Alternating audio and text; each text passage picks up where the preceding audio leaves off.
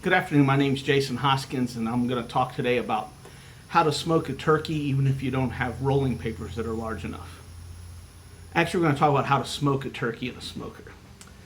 Have you ever wondered how smoking turkey came to be, or what the process is, or how they got it so moist and tasty?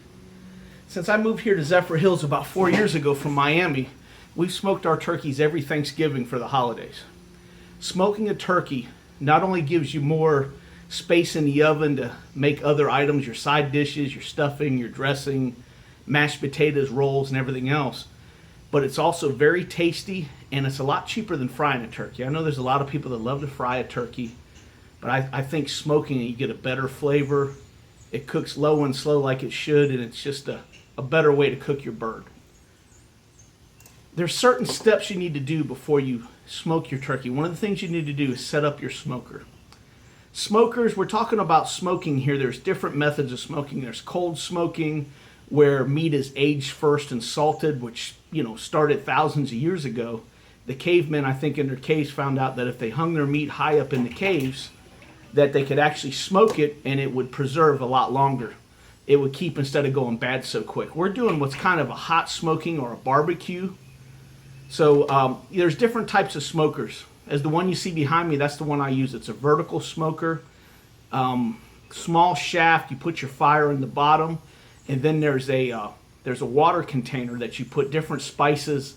I like to put sometimes like different fruits and vegetables and onions and maybe a little bit of beer, things like that in there. That also helps moisten your bird as it's smoking. Then it has a rack where the bird will sit above the water bath. There's also vertical chimney smokers, electric smokers. I haven't invested in an electric smoker yet. I hear they're great if you want to do a brisket or something that takes 12 to 14 hours because it keeps the temperature and seems to work really good. And then you got a box smoker, which could be maybe an old propane tank, and the box is on the outside of the grill. So the fire's on the outside, and then the meat is inside the container, and the smoke blows through that way, and that's where you get your heat. One of the things you want to look at when you're smoking is the best temperature for your smoker. I prefer about 225 to 250, but I know people that like to smoke their birds from 175 and lower, but the hotter the temperature, the quicker it's going to cook. The thing you got to remember when you're smoking a turkey is that you want to get that internal temperature to 170.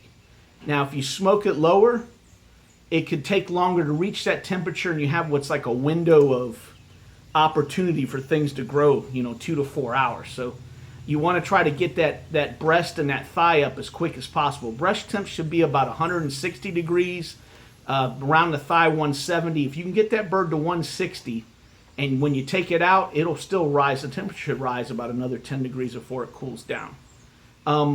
What you want to look at with your temperature-wise, between 225 and 250, is when you pick out your bird, you want 30 to 40 minutes per pound. That's how long it's going to take you. So 6-pound bird, 30 to 40 minutes per pound. 12-pound bird, I like to use about a 12-pound turkey. It takes me about 6 hours, 6.5 hours. That's a good size for my grill. Anything bigger takes longer, and also you have that temperature danger zone that you have to look out for. Last year it was kind of funny. Last year I tried to get my turkey smoker up to temp, and it was really cold during Thanksgiving. So what I had to do was I got online. I could only get my smoker up to about 170 degrees, so I took a cardboard box and I stacked it on the outside of my smoker, and I was able to get my temperature. Your best size for a turkey is about 10 to 14 pounds, like we talked about, and that's a good temperature. The other thing you want to look at with your turkey is what you're going to use for smoking. Wood or charcoal. Good wood. You want something that's dried out and aged, a hickory, an apple. I've heard people use orange, alder wood, I guess, over in Europe. You want a good dry wood that you can get in there that's not too wet, that'll cook well and get up to temperature.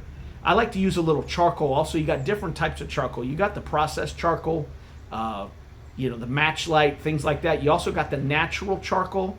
I prefer the natural, where that's where they just take the logs and burn them down. And you also got your charcoal pellets, which seem to last a long time. My favorite wood I like to use for smoking, I'll use the charcoal to get it up to heat, and then I'll get some smoking chips. They're already processed. You soak them in a container of water for a half an hour so they get a good flavor. And as you're cooking the turkey, you throw those wet pieces of wood onto your charcoal, and that's how you get your smoke. I like to use apple wood, but people use hickory or oak or mesquite, but I like that. The second thing you want to do is you want to prep your bird. You get your bird, they're usually frozen. If you can find a fresh one, that would be wonderful, but they're very expensive. You want to thaw it out in the refrigerator for a couple of days. And to prep it, you want to do something to it to get the turkey moist. Some people like to do brining. What brining is you'll make up it's a salt brine. You'll take some salt water, different spices, add that to the salt water, and you'll take the turkey like in a cooler, put the turkey in the cooler, and then weigh it down for like 24 hours so that the meat sucks up all that salty goodness to give your breast a lot of meat, a lot of flavor, and makes it really moist and succulent. One of the things that I like to do that I found that works great is you'll see in the store they got these turkey kits that's got a needle. They use them a lot for frying, and you inject the turkey with different types of butters or a Cajun spice or things like that. I like to just inject my turkey like that, let it set for a half an hour to an hour for everything to settle, and then I think that works better than brining. Plus, I don't have a big cooler to set everything in, and it seems to be the cheap way to do it. After you brine the turkey or you inject it, what you want to do is you want to rub the skin. You want to either use a dry rub or a wet rub. A rub could be you could buy a rub at the store already pre-made. I like to make my own. I like to use brown sugar, a little bit of garlic, paprika, salt, pepper. I like to mix all that together, and I like to do a wet rub. I'll take the turkey, I'll rub it with olive oil, and then I'll put the rub around the skin so I can set it up there. Once the turkey's done, what you want to do is you want to put it on once you reach temperature, you want to put the turkey breast side down on your smoker. Let it go. Just let it cook. The hard part is you want to go and take and look at it. They need to invent a smoker with a glass top. That might be something I need to do. Don't lift the lid. Just check the temperature. If you can get a thermometer, one of them digital ones to stick at the breast so you can hang it on the outside and check the temperature, just let that baby go. Let it cook. Just don't lift the lid, because then your temperature drops and it drops out of temperature. Once you've looked at your thermometer and you've seen that it's reached like 160, 170, you can pull your turkey and let it rest. Now, don't be surprised when you pull your turkey, the skin, it's going to be real dark brown, and the texture of the skin is going to look like shoe leather. You're going to freak out when you first get it out. You're going to think you've done cooked your bird to death, but it's not the case. The olive oil and the rub, what it does is it coats that skin and seals all the moisture inside, so it's going to be great. What you're going to want to do is pull the turkey out. You're going to want to set it breast side down and tin it in aluminum foil so it can rest. Let it rest for like a half an hour. Then you're going to pull out your knife. You're going to slice it. It's ready to eat. It tastes great hot. I think it tastes a little better after a couple of days in the refrigerator on a turkey sandwich. So in conclusion, what you want to do when you're getting ready to smoke your turkey is you want to make sure that your smoker's ready, that you've prepped your bird, that you've cooked it to the right time, you've seasoned it, you've got everything ready, and that you enjoy it. Now, that's a little bit on the process. It's not really complicated. It's just a process. Some of the things I do, I like to look at YouTube, check other ways other guys are smoking.